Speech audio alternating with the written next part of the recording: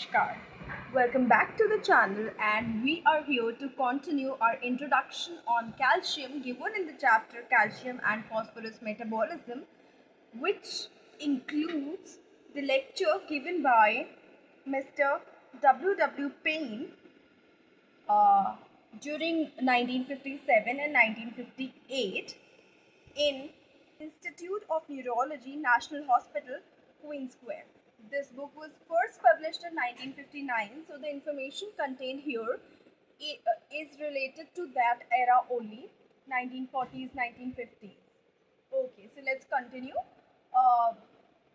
I have also posted two videos which includes the introduction of calcium given here, and this is the third video about calcium. एक video में करने पे वो बहुत बड़ी हो जाती और देखने में भी दिक्कत होती, so let's continue.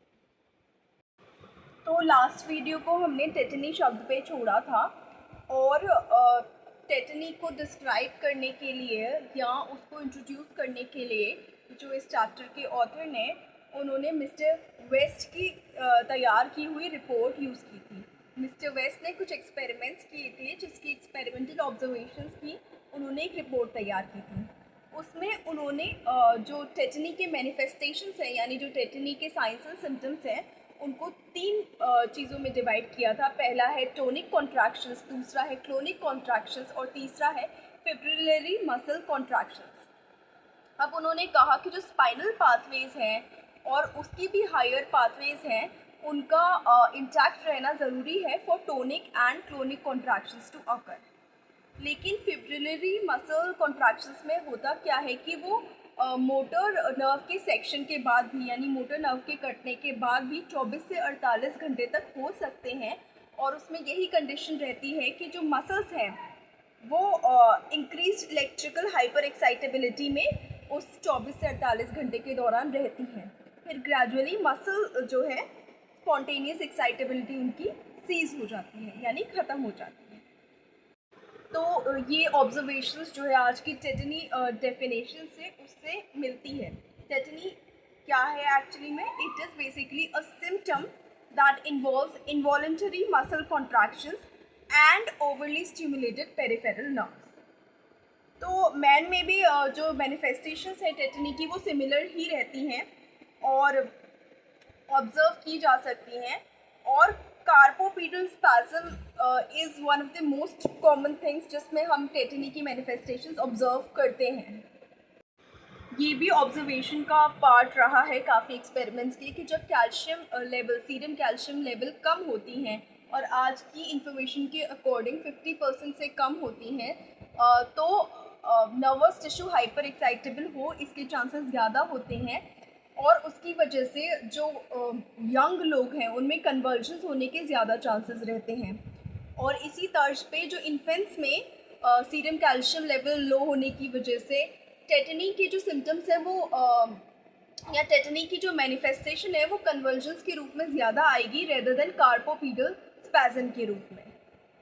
Some sign such as Trousseau and Chvostek sign और साथ साथ the need to give less current while testing the electrical response of all the muscles can all indicate hyperexcitability of both motor nerve as well as the muscle involved.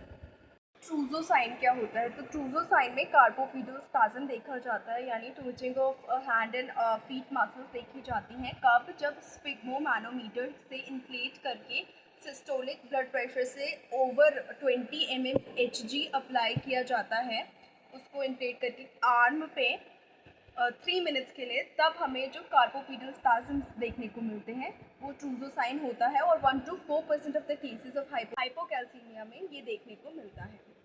अब आते हैं caustic sign पे। तो caustic sign क्या होता है कि gentle tapping of facial nerve के बाद फेशियल मसल्स की जो ट्विचिंग ऑब्जर्व होती है सीरम कैल्शियम के लो होने के केस में उसको कॉस्टिक साइन कहते हैं।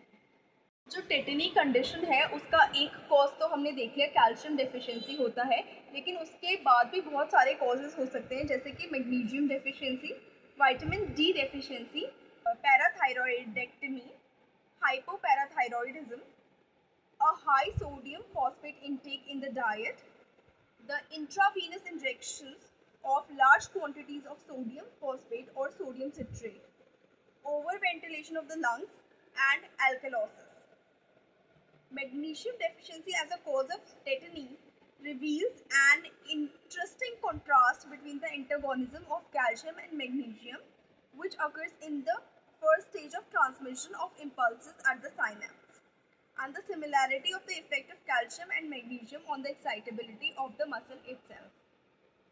जो कैल्शियम डेफिशिएंसी वाला ग्रुप है, जैसे कि calcium deficiency itself, lack of parathyroid, excess phosphate and citrate intake, ये सारी डिफरेंट फेज है in which actually serum calcium deficiency produce होती है, जिसकी वजह से concentration of calcium ions in tissue fluid reduce होते हैं और जिसकी वजह से टेटनी का सिम्टम अकर होता है। लेकिन उस वक्त ये ज़्यादा डिफ़िकल्ट था कि टेटनी जो है एल्कालोसिस से कैसे एसोसिएटेड है, कैसे एल्कालोसिस कैल्शियम से रिलेटेड है, जिसकी वजह से टेटनी कॉज हो रहा है।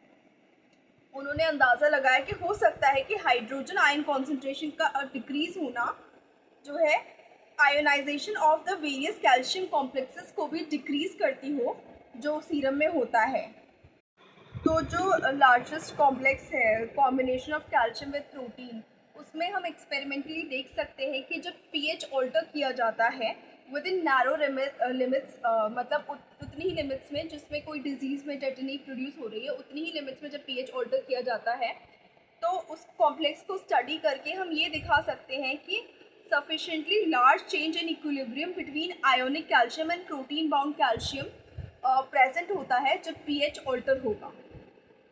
अब ये जो हाइड्रोजन आयन कॉन्सेंट्रेशन के चेंज होने की वजह से टेटनी प्रोड्यूस होने का अंदाज़ा लगाया जा रहा था, तो इसको कई एक्सपेरिमेंट्स ने खारिज किया क्योंकि उसमें देखा गया कि वेरिएशंस जो होते हैं हाइड्रोजन आयन चेंजेस में वो इतने पावरफुल नहीं होते या इतने इनफ नहीं होते कि वो उस डिग्री ऑफ टेटनी को प्रोड्यूस कर सकें एल्कालोसिस में। ब्रिंक का मानना था कि जो हाइड्रोजन आयन और कैल्शियम आयन का इफ़ेक्ट होता है टेटनी पे, वो इंडिपेंडेंट होता है लेकिन एडिटिव होता है, दोनों की वजह से प्रोड्यूस होता है लेकिन एक दूसरे पे वो डिपेंडेंट नहीं होता। जहाँ तक ओवर वेंटिलेशन से टेटनी होने का सवाल आता है, तो ऐसे एक्सपेरिमेंट्स किए गए जहाँ पे नर्व ट्रांसमिशन को स्टडी किया गया उस एनवायरनमेंट में जहाँ हाई और लो कार्बोनिक एसिड कॉन्सेंट्रेशंस जो है ब्रीदिंग फ्लूइड में किए गए।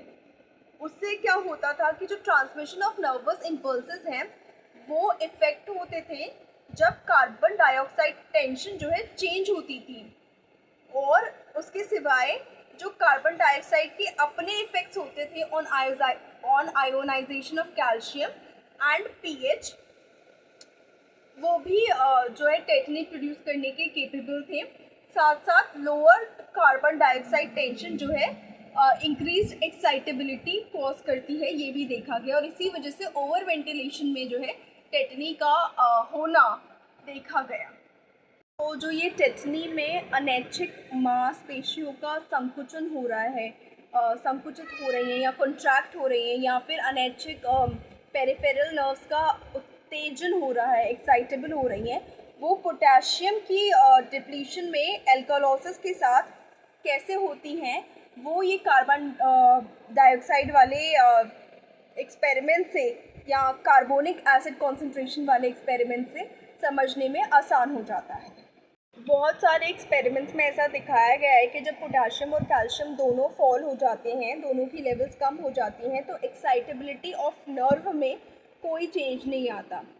क्लिनिकली ऐसे केसेस देखे गए हैं जहाँ पे लो पोटेशियम सीरम में जब लो पोटेशियम रहा है विदाउट एल्कालोसिस, तो उसमें मस्कुलर हाइपोटोनस और एक्चुअल पैरालिसिस देखा गया है, यानी मसल की टोन कम होना या पैरालिसिस का प्रोड्यूस होना देखा गया है। लेकिन जब पोटेशियम कम होता है या लॉस ऑफ पोटेशियम होता है और साथ में एल्कालोसिस होता है, तब लो पोटेशियम जो है टेटनी कॉज करने के केपेबल है, जब एल्कालोसिस के प्रेजेंस में वो है।